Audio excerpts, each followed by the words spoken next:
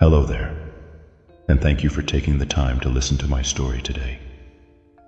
I'm 75 years old, and I've got something important to share with you. It's a bit personal, and it might surprise some of you, but I think it's worth talking about. You see, as I've gotten older, I've found myself avoiding people more and more. Now, you might be wondering why someone would do that, especially after a lifetime of building relationships and being part of a community. Well, that's exactly what I want to explain to you today. Before I dive into the reasons, let me take you back a bit. I wasn't always like this, you know. In fact, for most of my life, I was quite the opposite. I loved being around people. I was the life of the party, always ready with a joke or a story. I organized gatherings, attended every social event I could, and my calendar was always full. I cherished the connections I had with friends, family, and even casual acquaintances. The idea of avoiding people would have seemed absurd to my younger self. But things change as we age, don't they? Our bodies change, our minds change, and yes, even our social needs change. It's not always easy to admit these changes, especially when they go against what we've always known about ourselves. But here I am, at 75, realizing that I'm much more comfortable with solitude than I ever was before. Now, let's talk about why this change has happened. There isn't just one reason. It's a combination of many factors that have gradually shifted my perspective over the years. First and foremost, there's the issue of energy. When we're young, we seem to have an endless supply of it, don't we? We can stay up all night talking with friends, dance until dawn, or spend an entire day out and about without feeling tired. But as we get older, that energy starts to wane. These days, I find that even a simple dinner with friends can leave me feeling exhausted the next day. It's not that I don't enjoy the company. I do. But the energy it takes to socialize, to be on, to engage in conversations and activities, it's just more than I can handle on a regular basis now. I remember a time not too long ago when I attended a family reunion. It was wonderful to see everyone, to catch up with relatives I hadn't seen in years. But by the end of the day, I was completely drained. The noise, the constant conversations, the need to remember names and relationships, it was all overwhelming. I spent the next 2 days recovering, just resting at home. That's when I really started to understand that my energy levels weren't what they used to be, and that I needed to be more selective about how I spent that energy. This leads me to my next point, the need for peace and quiet. As I've gotten older, I found that I'm much more sensitive to noise and commotion than I used to be. The constant chatter of a crowded restaurant, the blaring music at a party, even the sound of traffic outside, it all seems more grating now. I've come to value tranquility in a way I never did before.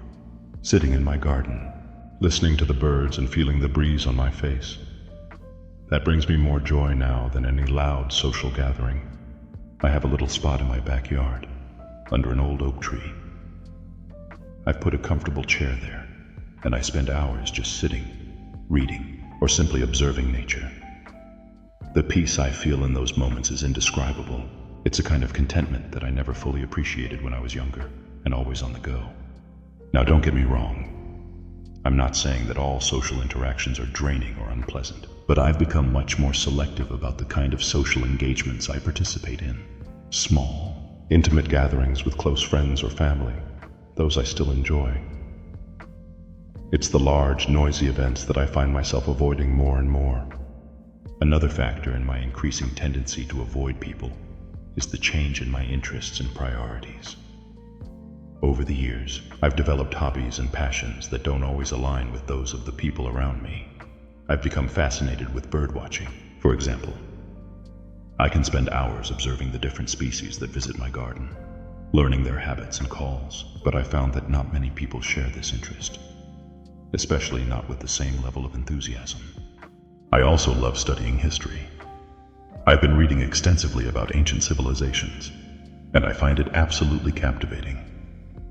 But again, it's not a topic that comes up often in casual conversation. When I do try to share my excitement about these subjects. I often see eyes glazing over or people politely changing the subject. This mismatch of interests can make social interactions feel awkward or unsatisfying. I find myself longing for deeper, more meaningful conversations about the things that truly interest me. But those opportunities are rare in large social settings. So instead, I often choose to spend my time pursuing these interests on my own, or with the few people who share them. Health concerns are another significant factor in my decision to avoid people more often. As we age, our bodies don't always cooperate the way they used to. I have arthritis in my knees, which makes it painful to stand for long periods or to navigate crowded spaces. My hearing isn't what it used to be either, which can make conversations in noisy environments challenging and frustrating. I remember attending a community event last year. It was held in the local community center, and it was packed with people. The noise level was high, and I found myself struggling to hear what anyone was saying. I kept having to ask people to repeat themselves, which was embarrassing, and with so many people moving around, I was constantly worried about losing my balance or being jostled. By the time I got home, I was exhausted and stressed. It made me realize that these types of events were no longer enjoyable for me. The physical discomfort outweighed any social benefits. There's also the matter of time. At 75, I'm acutely aware that my time is limited. I don't mean to sound morbid, but it's a reality we all face as we age. This awareness has made me much more selective about how I spend my time and who I spend it with. I find myself asking, is this activity truly meaningful to me? Is this relationship adding value to my life? If the answer is no, I'm much more likely to decline invitations or avoid situations that I might have readily embraced in the past. I've started to focus more on quality over quantity when it comes to relationships and social interactions. I'd rather have a deep, meaningful conversation with one close friend than make small talk with a dozen acquaintances at a party. This shift in priority has naturally led to me avoiding larger social gatherings in favor of more intimate, meaningful interactions. Now here's something that's a bit harder to admit, but I think it's important to talk about. Sometimes, I avoid people because I'm tired of the way aging is perceived in our society. I've had experiences where people treat me differently because of my age, speaking louder than necessary, assuming I don't understand modern technology, or worse, ignoring me altogether. It can be frustrating and even hurtful. I remember going to a local tech store to buy a new phone. The young salesperson spoke to me as if I were a child, explaining the most basic functions in an exaggerated, slow manner. When I tried to ask about more advanced features, he seemed surprised and doubtful that I would be able to use them. It was a humiliating experience, and it made me wary of putting myself in similar situations again. These encounters have made me more hesitant to engage with strangers or in unfamiliar social situations. It sometimes feels easier to avoid these interactions altogether than to face the possibility of being patronized or dismissed because of my age. The loss of longtime friends and loved ones is another factor that has contributed to my tendency to avoid social situations. As we get older, we inevitably experience more loss. Friends pass away, family members too. Each loss leaves a hole, and sometimes social gatherings serve as painful reminders of those who are no longer with us. I used to be part of a weekly bridge club. We'd meet every Thursday evening, 4 tables of us, playing cards and sharing stories. But over the years, our numbers have dwindled. Some friends moved away to be closer to their children. Others became too ill to participate. And sadly, some passed away. Now, when I think about those Thursday evenings, I can't help but see the empty chairs where my friends used to sit. It's a bittersweet feeling, and sometimes it's easier to avoid situations that bring up these emotions. I've also found that I'm less tolerant of what I perceive as trivial or superficial conversations. Small talk, which once seemed like a natural and necessary part of social interactions, now often feels tedious and pointless. I find myself craving deeper, more meaningful discussions. I want to talk about life, share wisdom, discuss ideas, and learn new things. But unfortunately, Not all social situations provide opportunities for these kinds of exchanges. I remember attending a neighborhood barbecue last summer. While the food was good and people were friendly, I found myself growing increasingly frustrated with the conversations. Talk of the weather, local gossip, complaints about traffic. It all seemed so inconsequential. I longed for a discussion about the book I'd just finished reading, or the documentary I'd watched about climate change. But every attempt I made to steer the conversation to deeper topics was met with polite nods and quick changes of subject. I left feeling unfulfilled and wondering why I'd bothered to attend at all. The rapid pace of change in the world is another factor that sometimes makes me want to retreat from social situations. Technology, social norms, even the way people communicate. It all seems to be evolving at a dizzying rate. While I try my best to keep up, there are times when I feel out of step with the modern world. I remember a family dinner where my grandchildren were all engrossed in their smartphones, communicating through a series of acronyms and emoji that might as well have been a foreign language to me. When I asked them to explain, they tried, but I could see the impatience in their eyes. It made me feel old and out of touch, and it's experiences like these that sometimes make me want to withdraw, rather than constantly feel like I'm playing catch-up. There's also a sense of contentment that comes with age, which I think contributes to my decreased desire for constant social interaction. I've lived a full life, had many experiences, and formed my views on the world. I'm less driven by the need to prove myself or impress others. This contentment sometimes translates to a decreased desire for constant social interaction. I'm comfortable in my own company and don't feel the need to fill every moment with activity or conversation. I find great joy in simple, solitary activities now. Tending to my garden, reading a good book, or working on a jigsaw puzzle can keep me happily occupied for hours. There's a peace in these solitary pursuits that I never fully appreciated when I was younger, and always seeking the next social engagement. However, I want to be clear. Avoiding people doesn't mean I've become a complete hermit. I still value relationships and human connections. I've just become more selective about how and with whom I spend my time. I prefer smaller, more intimate gatherings with close friends and family. These allow for deeper conversations and more meaningful interactions without the overwhelm that can come with larger social events. I've also found new ways to connect with people that suit my current lifestyle. Technology, despite its challenges, has been a blessing in this regard. Video calls allow me to stay in touch with family and friends without the need to travel. I can see my grandchildren's faces and hear about their day without having to navigate busy streets or noisy restaurants. It's a way of maintaining connections on my own terms. I've also discovered online forums and groups that cater to my interests.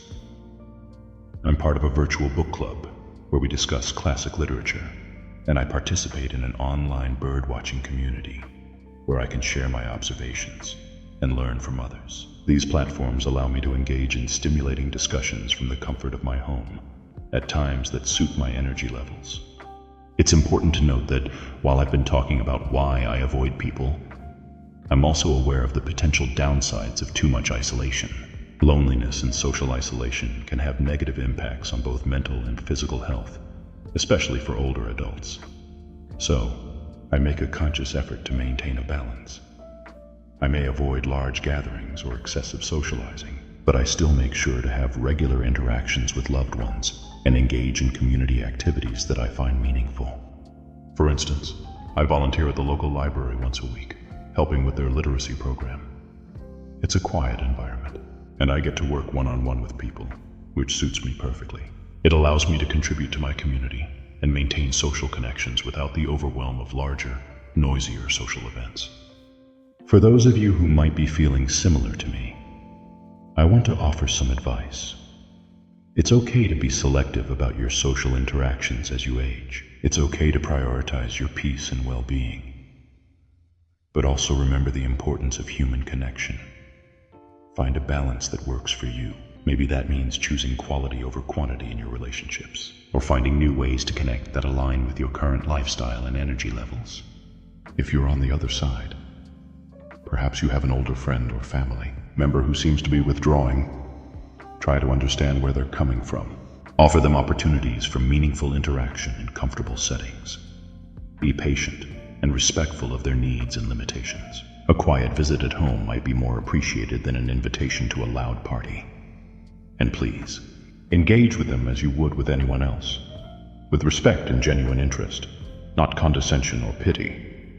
As I wrap up this long explanation, I want to emphasize that everyone's experience of aging is unique. My reasons for avoiding people may not be the same as someone else's. Some older adults might still thrive on busy social lives, while others might withdraw even more than I have. The key is to recognize and honor our changing needs, and to find ways to maintain connections that work for us. In conclusion, yes, I'm 75, and I do avoid people more than I used to. But it's not out of bitterness or a dislike for company. It's a response to my changing needs, energy levels, and priorities. It's about finding a new balance in life, one that allows me to enjoy my golden years in a way that feels right for me. I still value human connection, but I've learned to be more selective about how and when I engage socially. This journey has taught me a lot about myself and about the aging process. It's helped me appreciate the quiet moments, find joy in solitude, and value quality over quantity in my relationships. It's also made me more aware of the challenges that come with aging in our society and the need for more understanding and respect for older adults.